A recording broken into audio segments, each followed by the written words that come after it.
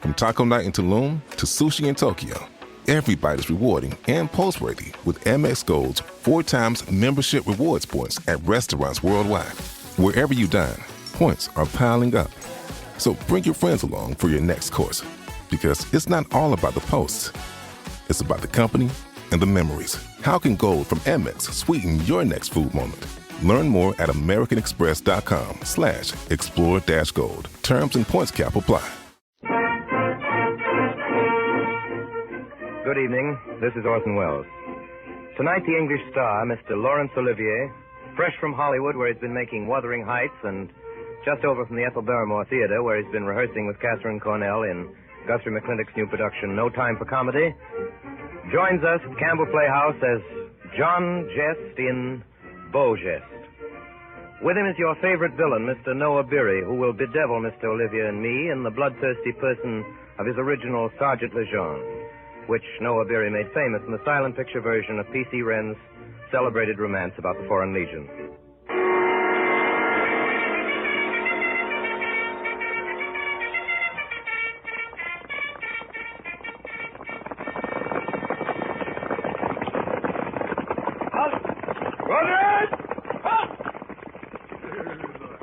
At ease.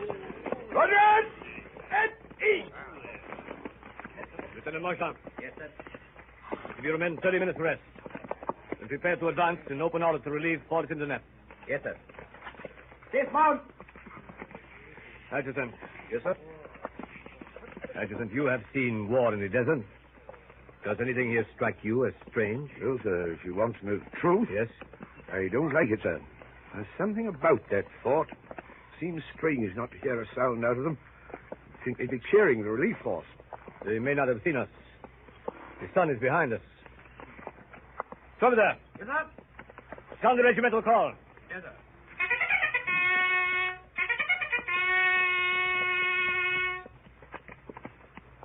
No answer. Do you think it's an Arab trap? I don't think so, sir. That's not the way the Arabs work. Courage and cruelty I've seen in them, but nothing like this. Adjutant, let me have your glasses. Here you are, sir. You see anything, sir? Flags flying. Men at their places along the wall. Rifles level. That's strange, sir. There's not an Arab in sight. Yes. When the bugle sounded, not one of them moved. Did you notice that? How about the lookout platform, sir?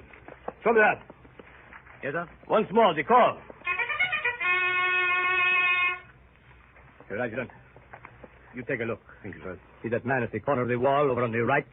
Yes, sir. He has got a bullet hole in the middle of his forehead. He has, sir. A trickle of blood down his face. Still he stands there, propped up against the wall with the others, staring down the muzzle of his rifle.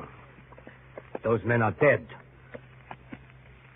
Gentlemen, I'm going to ask for a volunteer to ride alone into Fort Zindernuf. Step forward. It's a hard thing to ask, Major. A fort full of dead men. Any volunteers? Major. Yes, Trumpeter. I'll go, sir. Good. Get in as best you can.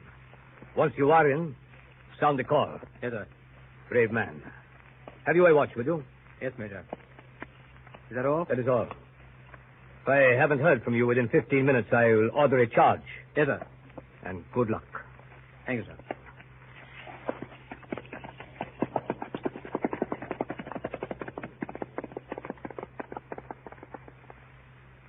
That was the last time they heard him speak.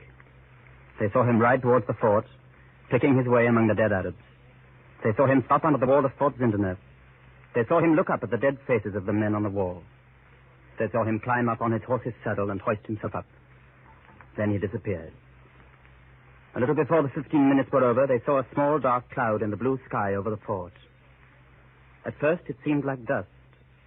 As it grew heavier and started to swirl, they saw that it was smoke. Just before the fort burst into flames, they thought they heard the sound of a bugle playing a strange call.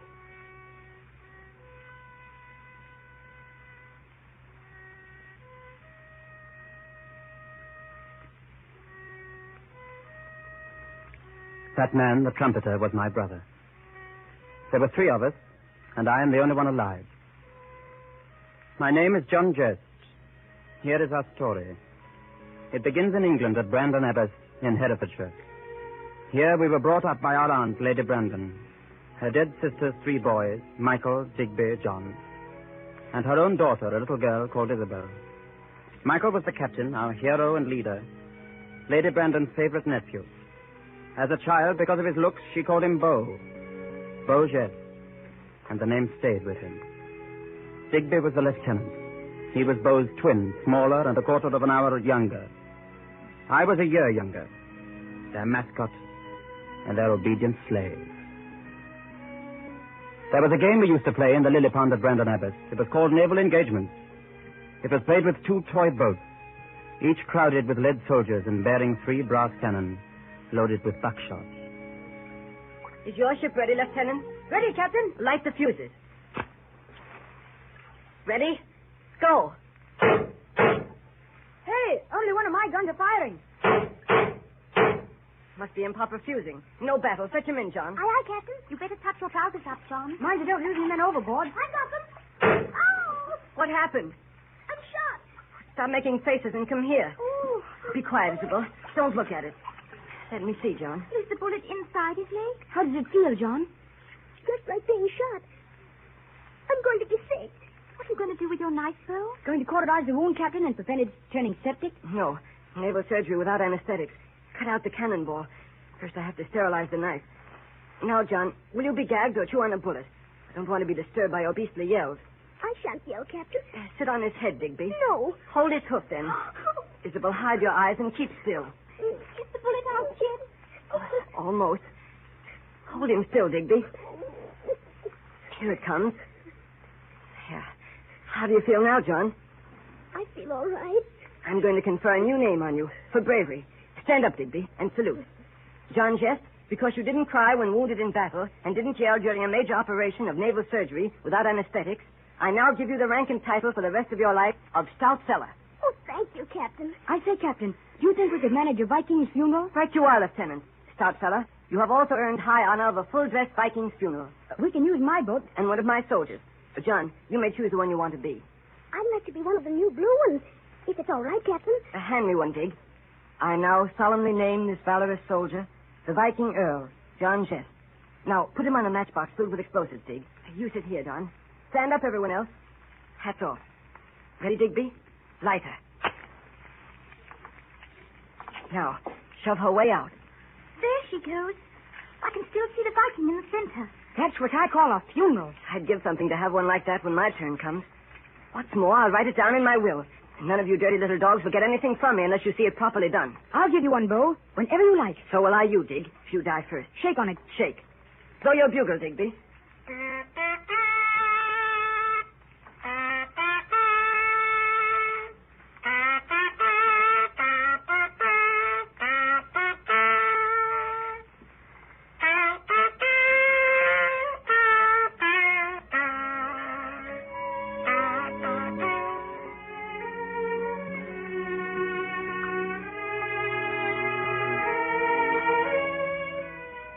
Most of the other great moments of my childhood were connected with a fabulous and historic jewel owned by Lady Brandon, the blue water sapphire.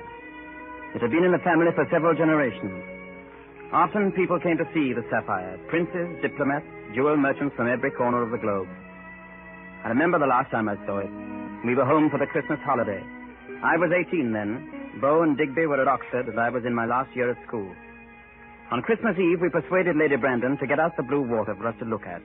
Just the family, Beau, Digby, myself, and Isabel. Well, there it is, children. Golly. Beauty, isn't she? Remember the Indian Maharaja who fainted dead away when he saw it? And it took 20 minutes to revive him. No wonder. It still makes me dizzy. I thought we'd never get rid of him. He kept coming back to see it again, 3 or 4 times, wasn't it, Aunt? Never mind the Maharaja. Look at the blue water. Seems to get bigger and bigger. Yeah. Makes you want to dive into it head first and just disappear inside it. I say, what's What's happened to the lights? Now, don't wander about anybody. Knock things over. The lights will go on again in a minute. They always do. It's something to do with the new power station. But, Aunt, this is the 3rd time it's happened this week. Why doesn't somebody get a candle? It's pitch black. Oh, there. I hope they stay on. Auntie, look. Look. It's gone. Whoever did this, please put it back. It's not funny. Do you suppose it fell on the floor? It was under the glass cover. Whoever took the blue water, please put it back at once. John, Why do you accuse me? you were nearest the table. Oh, John, nobody accuse you. Put the beastly thing back. Me? I didn't take it. Oh, why don't you put it back, whoever did take it? Let's not keep on pretending. We shall all go to bed now. This room will be locked, but the key to it will be left in the little brass box in the hall. Only you four will know where it is. The thief will have a chance during the night to replace the sapphire without revealing his identity. If the blue water is not here in the morning, the police will be called in. No one will be spared, no matter who it is. The next morning, we found the jewel had not been returned. Only Digby and Isabel and myself were at breakfast. Beau didn't appear. Lady Brandon sent down word that no one was to leave the house. She hadn't sent for the police yet, but we expected she would any minute. It was a strange morning, wandering about the house, each of us keeping to himself, waiting for something to happen. Around noon, I went into the library. Johnny, Yes, Isabel? will you tell me something? Certainly. What? It's a silly question. Terribly silly. I know it's silly. Well? Johnny, did you take the blue water?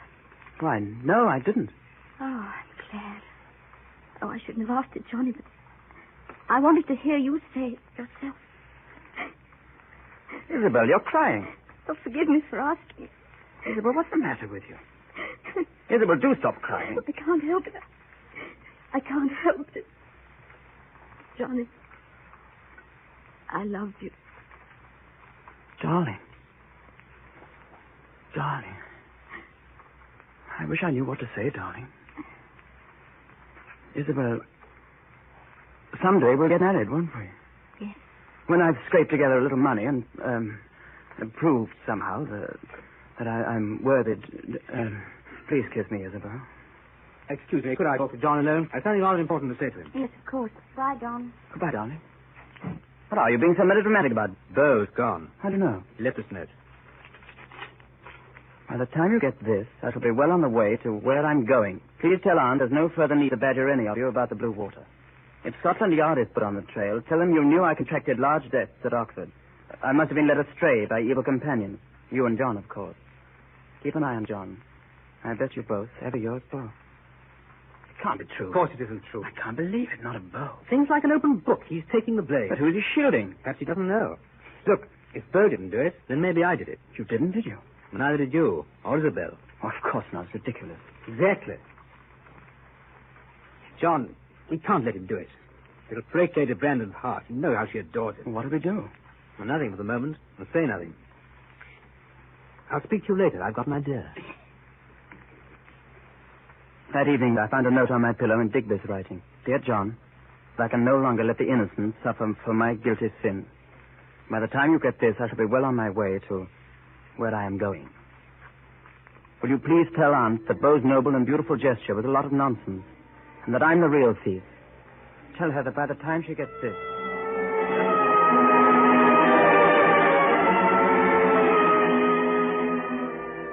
I paced my room for 3 hours. Then I started to pack. As the dawn came up, I tiptoed out through the kitchen door. Through the dim morning, I walked to the station and boarded the first train.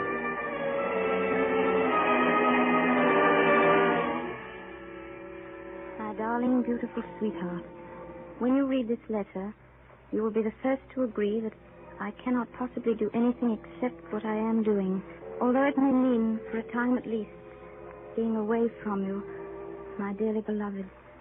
Just when we have found this miracle, our love, Isabel, dear.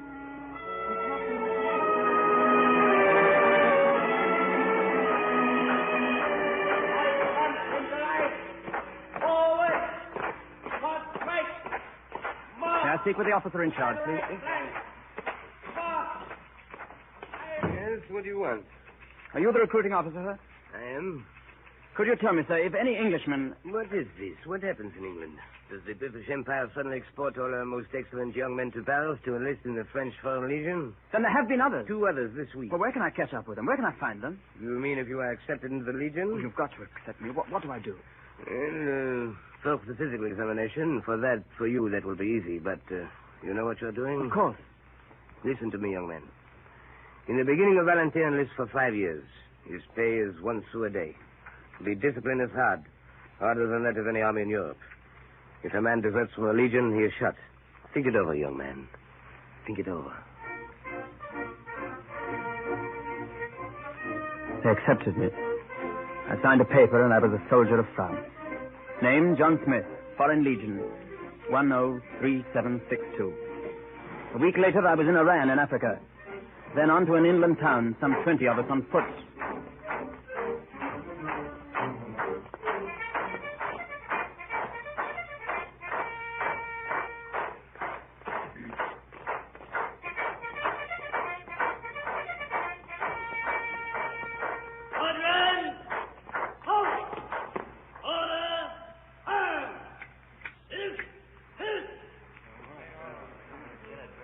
We were herded into a long shed-like building. Our heads were shaved, uniforms and kit issued to us. I picked up my things and went to the barrack room to which I'd been assigned. 2 men were sitting side by side on a bench, their hands in their pockets, pipes in their mouths. Well, well, enter the third robber. Oh, Digby! How wonderful to see you. I was afraid I mightn't catch up with you. Oh, my poor, dear, idiotic, mad booby. What the devil do you think you're doing here? Fleeing from justice, Beau. What about you? Same thing. You dig? Who, me? Well, to tell you the truth, I'm fleeing from justice. Did you bring the sapphire with you, John? No, I didn't bring it with me. Careless. Did you bring it, Beau? Yes. You too, Digby? Oh, never travel without my sapphire. I suppose one of us 3 has got it. 2 of us. What are you going to do with it now? Carry it about with me. That's the old kangaroo custom. I carry about the young and their money and things in a sort of bag, in front, accessible. I keep it on me night and day. Got to kill the man before you can rob him. There we go. I'm going to line up for inspection. Inspection? I just arrived. Well, that's not too soon for Lejeune. Who? Collar Sergeant Lejeune. Charming man. From now on, your commanding officer. Hey, front!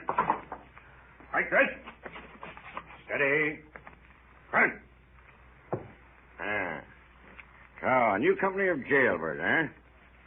Why couldn't you go to the prison instead of coming here to waste my time? Well, I'll make you wish you hadn't come near the Legion. I'll make you wish you were never born. Let's see what we have here. You. What's your name? Schwartz.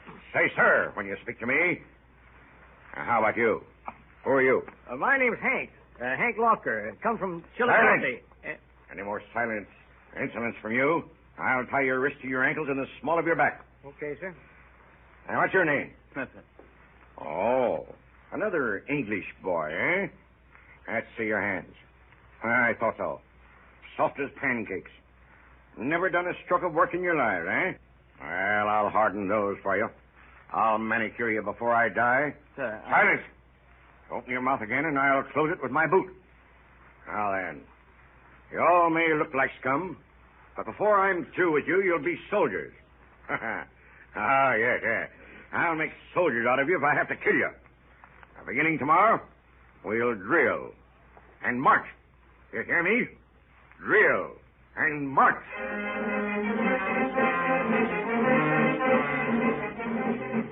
For the following weeks, we marched almost without ceasing, day after day. I can still feel the movement of my bare oiled feet in my leather shoes. We wore no stockings in the Legion. Our second month, we marched 500 miles, 30 miles a day with rifles under a heavy pack. Faster. Faster, drummer. You're soldiers now. Under my command. And under my command, you'll march. Hey, you. Schwartz. Yes, Sergeant. Keep that cap on your greasy head. That's the sweat, sir. Well, what would you rather do? Sweat or croak? Hey, you. You pray. Hey, where do you think you're going? Fall out of line once more, and you will carry an extra 20 pounds of sand in your pack. Now, go on. Get back into place. Run. Corporal. Yes, Sergeant. When we make camp tonight, see that our friend Dupre gets his rest. But first, give him 25 lashes, then let him do sentry duty till midnight. And after that, Private Dupre, you can have your rest. Dupre. I can't. How many? Halt! Halt! Face! Now then, pigs. Lying before you here, you see a gentleman who wanted his rest now. And I'll show you how we wake him up in the Legion. Dupre, get up. Get up. Perhaps a boot in the ribs will help. Sergeant. Yes, Englishman. Well, what is it? My brother and I will carry him if he In comes. the Legion, every man for himself. If he doesn't want to march, he can stay here. Now, don't you worry about Dupre. He won't be alone here for long. The vultures will keep him company. All right. Detail. Well, face. Forward. Double time. Fight!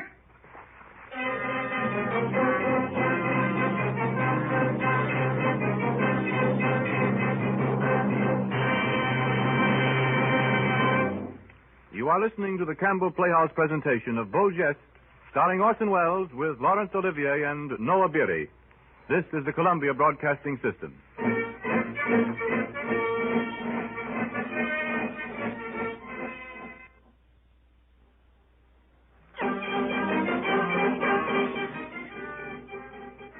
In the Legion, there were many conflicting reports as to what particular job we were being trained for.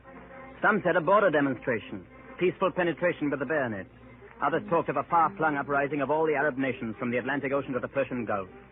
Meantime, we drilled and drilled, marched and marched. Then one day came bad news. We were to be separated. Digby remained as trumpeter with the regiment in Jagadir. Beau and I, with the 2nd Company, were detailed to the worst section in the North African service, Fort Zindernuf, 400 miles away. It was May when we set out, with Lejeune, now adjutant in command. It took us 3 weeks to reach it. In the file beside me as we marched was the American, Hank. Hey, son. Yes? I want to tip you boys off to something. Oh? You being one of them Britishers, well, I figure, well, you mean okay anyways. Oh, thank you. Just want to tell you, there's a lot of conspiracies around this company. Now that we're getting away from civilization, things may start popping. You don't say. Yeah. Mostly they all have to do with you boys. How do you mean? Well, none of my business, of course. Boys got it figured out. You 3 brothers are a gang of international thieves. What? Hold your horses, son. Just telling you what they're saying. Seems they heard you fellas talking about some diamonds you got hidden away. They heard how one of you carries it like a kangaroo in a pouch on his stomach. They mean to get it, even if they have to knife you for it. And in case you don't know, one of the guys that has his eye on that diamond of yours is our new adjutant, Monsieur Lejeune.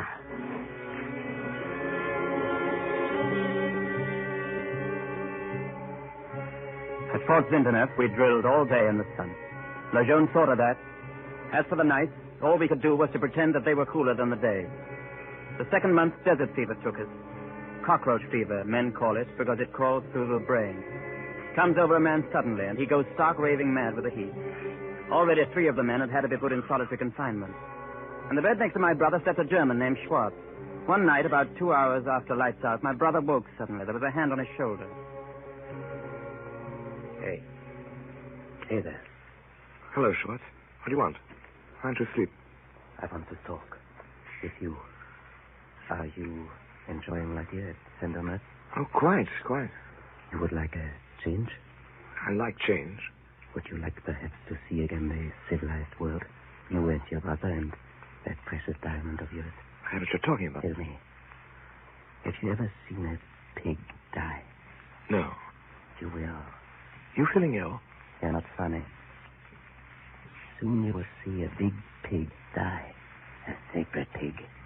An adjutant pig. So? And are you the butcher, Schwartz? That depends. So many wish the privilege. Would you? Are you with us? Mutiny? No. We kill a swine. I have no experience as a pork butcher. Then, must we conclude that you wish to join the animals that are to be slaughtered? It is pig or butcher. You must decide soon. You think about it.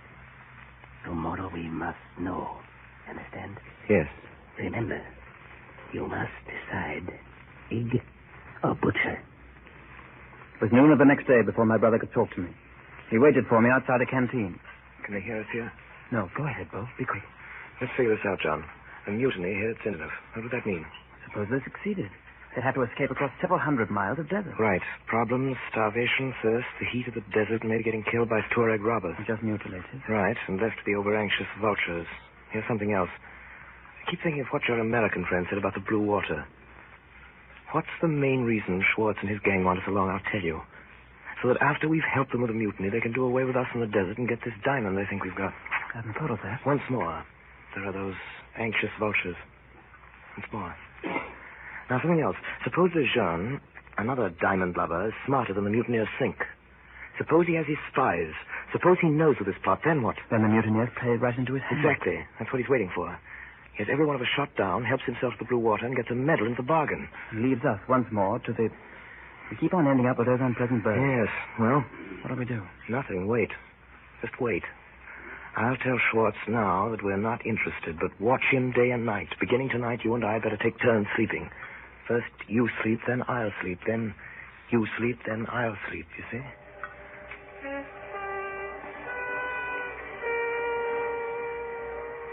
For 2 days and 2 nights, nothing happened. It was hotter than ever. Every morning as I looked into the men's eyes, I saw the desert fever rising, burning more brightly. The third night, I couldn't sleep. I lay in bed thinking of our years at Brandon Abbott, thinking of Isabel. I wondered if I'd ever get back to her and England. Fever-ridden men sleep fitfully. I lay awake listening to them. Just before the dawn, I became aware of a man standing at the end of the room. He had me covered with his revolver. Get up. Quick. One sound out of you, and I'll shoot. Go on. Get up and come here. Now, and march. Ahead of me. Go to my room.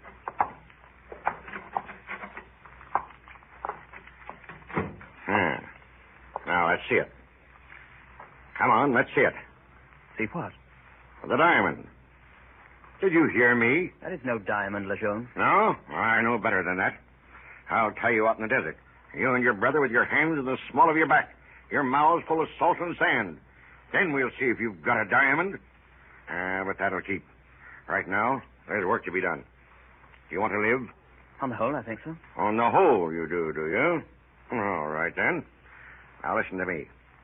I know all about this mutiny, as I know everything else done and said and thought in this fort. And I know who's in it. Schwartz, Balader, Boldani, Vogue. And I'm going to attend to it. Now. Tonight. You hear? Well, answer me. I hear you. Well, say so then. Now, you'll go back with me to that barrack room. First, wake up your brother. Get your rifles, yours and his. I'll stand at the door and cover you. You go from bed to bed and take every rifle. If any man speaks, don't answer him. If any man moves, shoot him, as a mutineering dog should be shot. You understand?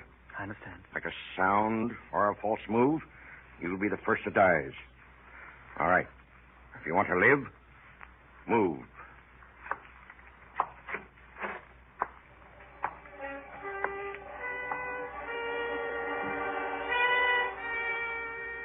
In the first glimmer of dawn, I did as he told me. I woke my brother. There were no sentries posted that night, nobody to challenge us. We went from room to room, disarming the men as they slept. We carried their rifles upstairs, stacked them all on the flat roof. And all the time, Lejeune had us covered. All right. Put those rifles down here. Now, down in number 3, there are 8 men there. Get their guns. Bring them up here. That's the lot. And then I have got a little surprise for Mr. Schwartz and his friends when they get up this morning. Yeah? What are you waiting for? Go on down. Well, what's the matter with you? Can't you hear what I tell you? Adjutant. What are you staring at? Listen. All right. If that's what you want, I... Shut up, you fool. Listen. Do you hear it? The Arabs. You. Get back those rifles. Yes, sir. Quick. Down to the barracks room. Bugler. Bugler. Sound the alarm. Every man to battle position. Quick. Don't attack! All right. Emergency ammunition. 200 rounds. Above the wall. And shoot. Rapid fire. That's it. Get away.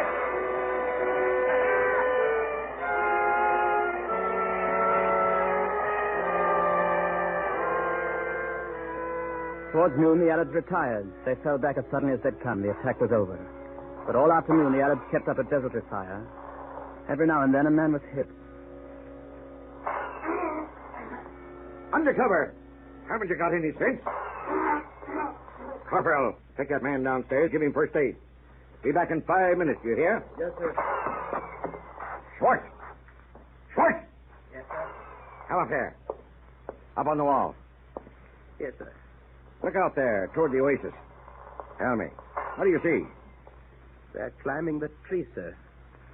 They're shooting down at us from the trees. Exactly, Mr. Schwartz. They are shooting at us from the trees. Now, we'll have to get those Arabs down from those trees, won't we, Mr. Schwartz? Yes, Adjutant. All right, Mr. Schwartz. Now, you climb up to that high lookout platform. But, Adjutant, and from there you'll get a good shot at those Arabs. Please, until they get you. Up! But, Adjutant, Get up there, I tell you. Go on, or I'll shoot you myself. That's it. Go on up. And while you're up there, maybe you can think up some more plots. Go on. Get up there.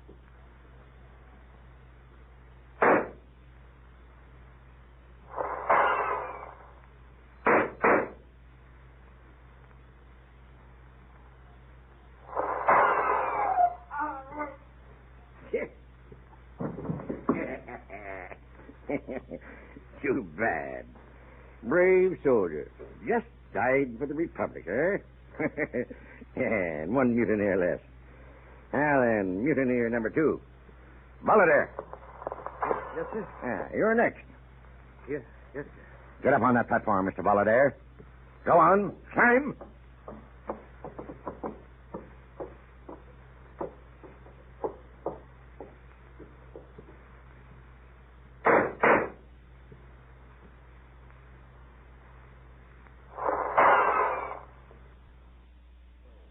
Corporal, call the roll. Dubois. Yes, sir. Smith. Yes, sir. Baldini. Hold it down. Renani. Lapage. Schwartz. Jacobi. Yes. Demeyer. Out of 98 that morning, there were 46 of us left. That was the first day. The nearest relief post was Jagadir. It would be 3 days before help could come from there. In the morning, the Arabs would attack again. If they knew our real numbers, they'd scale the walls and cut us to pieces in a minute. That night, once more, Lejeune put us to work. Here. Come up here. Help me with this. Yes, sir. I don't trust those others. Pick him up with the shoulders and the legs. But he's dead, sir. Sure. They get heavy when they're stiff, don't they, eh? Come on. Up the stairs with him. Sir. Onto the parapet. What you going to do? How do you think? Put them to work, you idiots. No good when they're alive. Perhaps now that they're dead, they'll be of some use. Yeah. There, Prop him up against the wall. Push him against the parapet. That's it. That's it now. Straight up. Eyes front. Put his cap on his head. Now, give him a rifle. That's right. Sight it. Oh! Well, friend Schwartz, now you look quite a useful soldier for a change. Come on, you two. Let's get another one. Yes, sir. Bring him up here. Fill the next embrasure with him. Rifle in his hand. Cap on his head. Yes, sir. 38 of them. One in each embrasure. Now then, tomorrow when the Arabs attack, they'll think we've got a real garrison here, eh?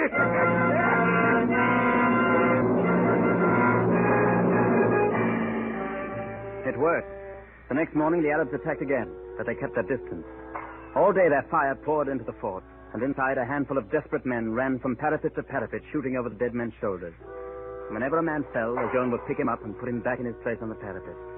He seemed to take a ghoulish delight in arranging them and sighting their rifles and putting their caps on straight. Once or twice, he lit cigarettes for the dead men. Cigarettes gradually burned till they were spent in the dead men's mouths. But it worked. At the end of the day, they withdrew beyond the sandhills. And now, my merry friends, before we go to sleep, we're going to have a little celebration. Yeah, just the few of us. We'll celebrate what a good time we're having. We let the Arabs hear us. We let them see how little we need to worry. How gay we are. We're going to laugh. Laugh, I tell you. Do you hear me? Laugh.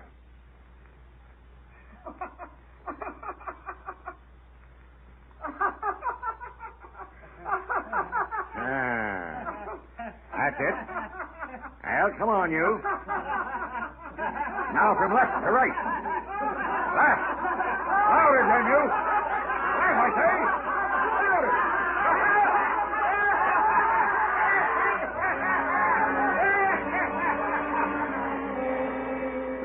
In the middle of the silent quadrangle of dead men standing guard, we celebrated for hours, until we lay back exhausted on the stone roof of the fort. Late that night, Beau dragged himself near me. Got a cigarette, John? Just two, here. Looks like the last lap, Johnny. Last cigarette. Oh, it's nothing. Relief is halfway here by now. Hope so. John, if I die and you don't, why don't you do something for me? Of course, Beau. There are 2 letters in my pocket and a small package in a money belt around my waist. One letter's a sort of public letter, the other's for Lady Brandon. Package is for her, too, only the package isn't really important. The letter is important, though. Whatever you do, swear you'll give her that letter. Beau, don't talk like that. You're not going to die. Maybe I'll die. Maybe we'll both die. Maybe neither of us will. I don't know, Johnny. I just feel it in my bones. Johnny, will you swear? Of course I will. Good. Well, goodbye, dear old Johnny. Wish to heaven I hadn't dragged you into this, but I think you'll come out all right. Give my love to Dig, will you? And here's a bill. I hope someday you two will be very happy. In the morning, the fighting started again. The same tactics again, running along the wall, shooting dead men's guns. By noon, there were only 7 of us left. 2 hours later, there were only 4. Each took 1 wall. We ran like men possessed, shooting, running. We never looked at each other. It was late in the afternoon when I saw that Beau had fallen. He lay there under the north wall, motionless, and I couldn't get to him. After that, I can remember nothing until it was night. Then suddenly my brain cleared, and I saw Lejeune bending over Beau's body, fumbling at his belt. Get away from there, Lejeune! No diamond, eh? No diamond. Leave my brother's body alone. Give me that letter. Give me that packet. Stand back. Stand back there, you English swine. Give them to me, Lejeune. I'll move, and I'll shoot. Give me those letters and that packet. I said give me it. The shot went wild, but my bayonet went straight through his heart. He fell dead on his back. I sank down on the stone. Then for the first time I realized that Beau was not yet dead. It was because of him that Lejeune's shot went wild. He had reached out and seized Lejeune's foot, jerking him off balance as he pulled the trigger. Stout fella, John. Got the letters? You'll deliver them yourself, Beau. No. We 2 are the only survivors. The relief will be here soon. Listen, Johnny. I'm for it, all right. I'm bled white. Listen. I never stole anything in my life. Tell Dig I said so. Johnny, do get a letter home. Oh, wait. Look, I'll get them back. No, Johnny, now listen. Those letters, one's a confession. No need for you and Dig to carry on with the game now, and you must get the confession published. You've got nothing to confess, Beau. Don't be an ass, Johnny. It's the living we have to think about. Leave the confession where it'll be found. I'll haunt you. I'll gnaw your neck and go boo in the dark. No, don't go. Here, Johnny. Promise. Johnny. I'm going blind. John, where are you? Promise. Confession.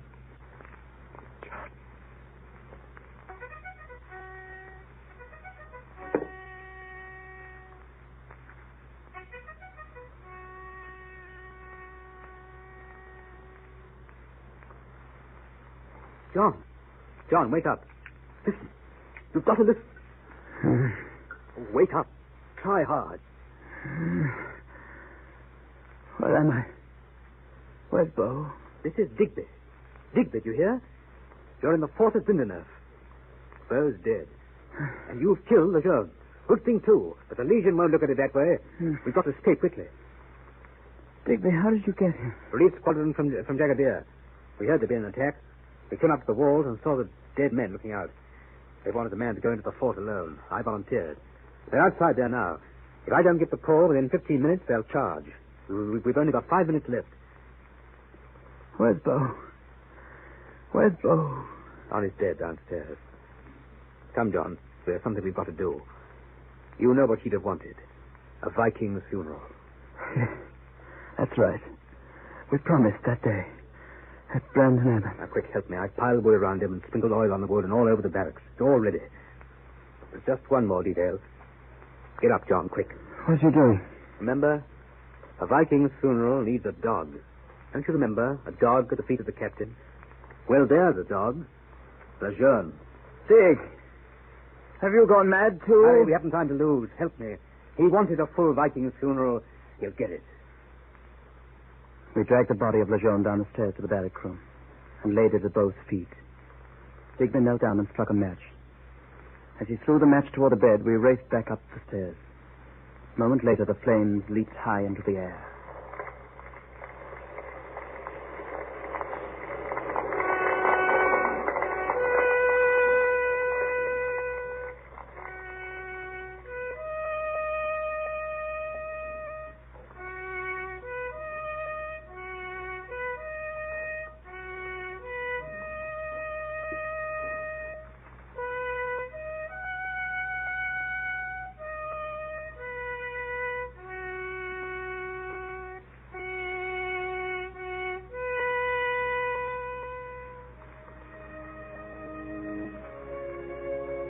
As we left the burning fort, we heard the cavalry coming up behind us. In the confusion of the fire, we escaped, heading west towards the coast. 5 weeks later, I saw the sea. Digby was dead, shot by a stray bullet from a marauding Arab. Almost a year went by before I reached England. I fulfilled my promise to Beau. The public letter was a sort of confession, saying that he alone had stolen the blue water sapphire. That was nonsense, of course.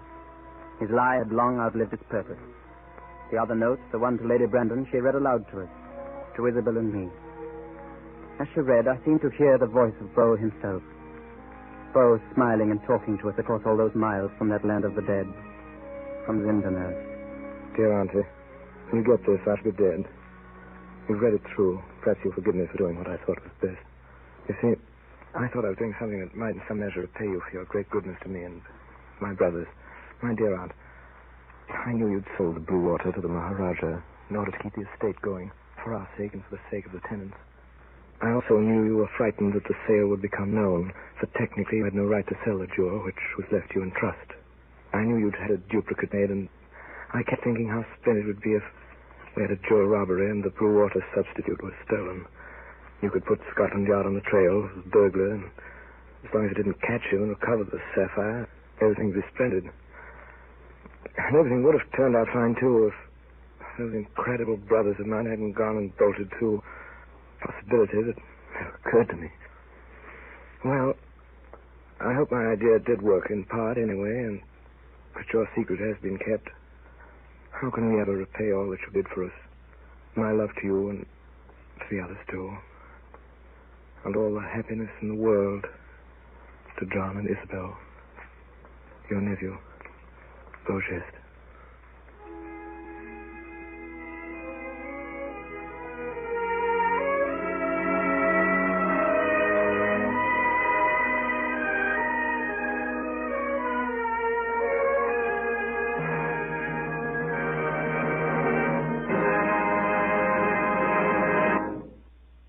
My sponsors, the makers of Campbell Soup, and all of us in the Campbell Playhouse, remain as always obediently yours.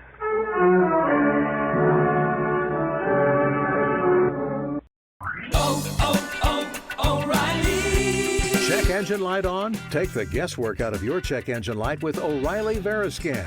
It's free and provides a report with solutions based on over 650 million vehicle scans verified by ASE certified master technicians. And if you need help, we can recommend a shop for you.